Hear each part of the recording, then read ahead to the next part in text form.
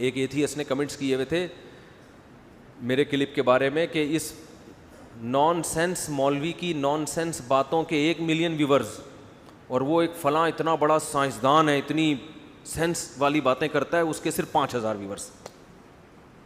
یعنی وہ بتا رہا ہے کہ قوم کیسی پاگل ہو گئی ہے کہ مجھے کہہ رہا ہے کہ ان پاگلوں کے پیچھے چل رہی کہ ان کی باتیں نان سینس، اور وہ اتنا بڑا سائنسدان.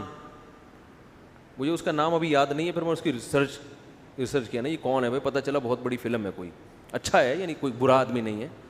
تو اس نے کہا وہ اتنا بڑا سائنٹسٹ ہے، اتنا سینس والی باتیں کرتا ہے، اس کے 5000 لوگ ہیں جنہوں نے اس کے کلپ کو سنا ہے، اور یہ جس کی نہ باتوں کا نہ سر نہ، انگلش میں کمنٹس تھے اس کے پورے، اس کے کتنے تھے اسی ایک کلپ پہ 1 ملین.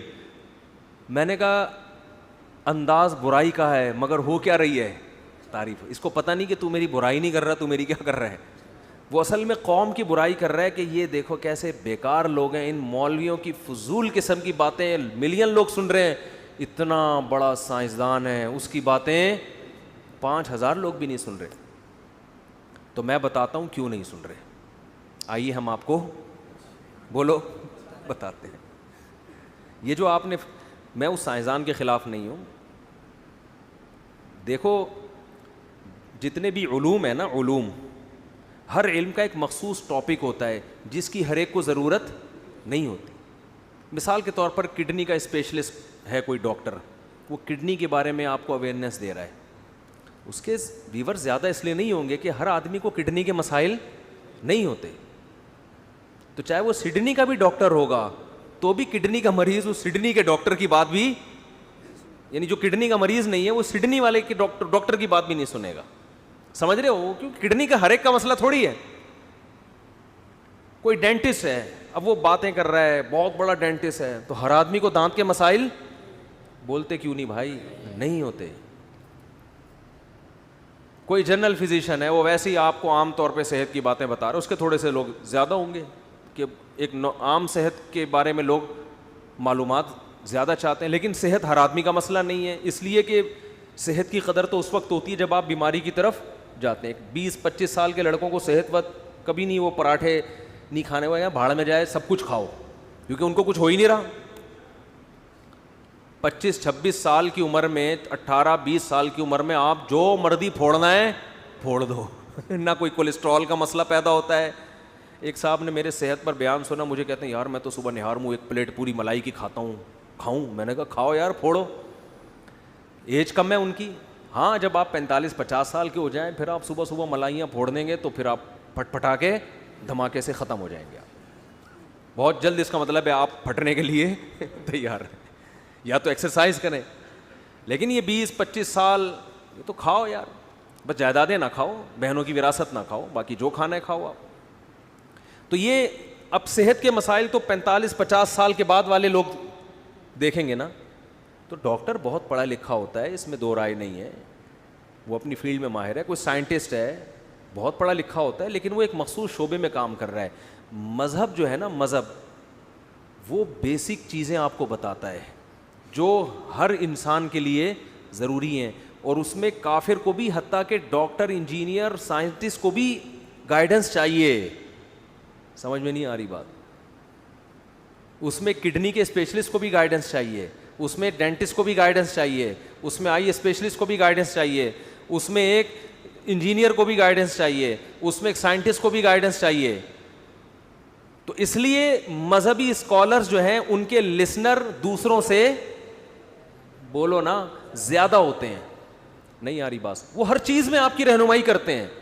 اب آپ کو یہ مولوی اتنے پڑھے لکھے کہاں سے ہو گئے کہ ہر چیز میں آپ کو گائیڈ کر رہے ہیں؟ یہ جیسے میرے بارے میں کوئی کہہ سکتا ہے اس نے کون سا آکسفورڈ یونیورسٹی سے پڑھا ہے اور یہ ہمیں ہر چیز میں ہمیں سمجھا رہا ہے کہ کیا کرنا چاہیے.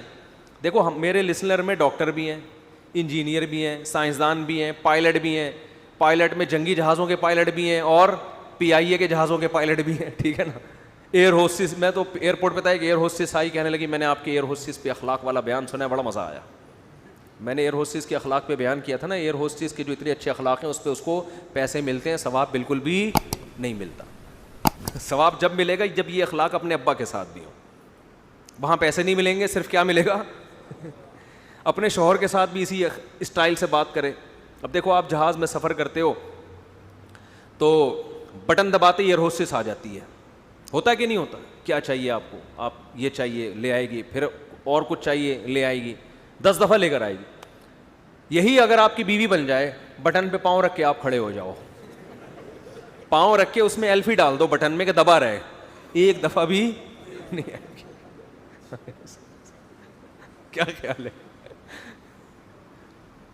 تو خیر میں یہ عرض کر رہا تھا کہ مذہبی اسکالرز کو اس لیے زیادہ سنا جاتا ہے کہ مذہب آپ کی ہر معاملے میں آپ کو گائیڈ کرتا ہے, اور اس کی ضرورت ڈاکٹروں کو بھی ہے, سائنسدانوں کو بھی ہے. آپ کو پتہ ہے ڈاکٹر عبد القدیر خان کتنا بڑا سائنٹسٹ تھا, لیکن حضرت مفتی نظام الدین شامزئی صاحب کے عقیدت مندوں میں سے تھا وہ, صحیح ہے نا. تو ہم نے بڑے بڑے لوگ دیکھے ہیں, ضیاء الحق کتنا بڑا چیف آف آرمی اسٹاف تھا, ہر وقت مولانا اشرف علی تھانوی رحمۃ اللہ علیہ کے ملفوظات اس کے سامنے ہوتے تھے. حضرت حکیم الامہ مولانا اشرف تھانوی رحمۃ اللہ علیہ کی کتابیں ضیاء الحق نے بہت پڑھی ہیں, اور بتانے والے بتاتے ہیں کہ ٹریولنگ کے دوران ہر وقت مولانا اشرف تھانوی رحمۃ اللہ کی کتابیں اس کے پاس ہوتی, علماء کی گائیڈنس لیتا تھا وہاں سے. اور ڈاکٹر عبدالحی صاحب رحمۃ اللہ علیہ بھی, ان کی بھی. تو ہم نے دیکھا ہے کہ علماء کو سبھی سن رہے ہوتے, جن میں بھی تھوڑا سا ایک ہے نا کہ ہمیں ہدایت چاہیے, سیدھا راستہ چاہیے. تو مذہب ہر چیز میں آپ کو کیا کرتا ہے, جو بیسک نالج ہے مذہب آپ کو بتاتا ہے آپ کو کیوں پیدا کیا گیا.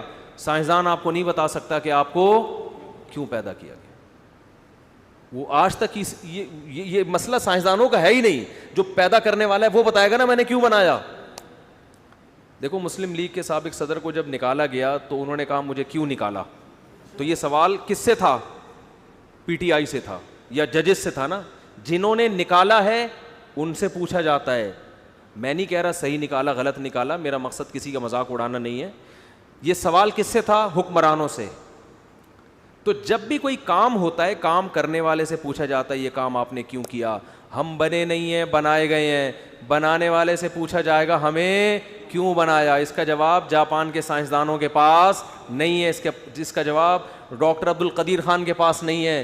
اس کا جواب, اس سوال کا جواب کسی یعنی دنیا میں کوئی سیاستدان کے پاس نہیں ہے. اس کا جواب مذہب کے پاس ہے. سمجھ رہے ہو, 1,24,000 پیغمبروں کے پاس ہے اس کا جواب. تو اس لیے دنیا میں ہر شخص مذہب کا محتاج ہے.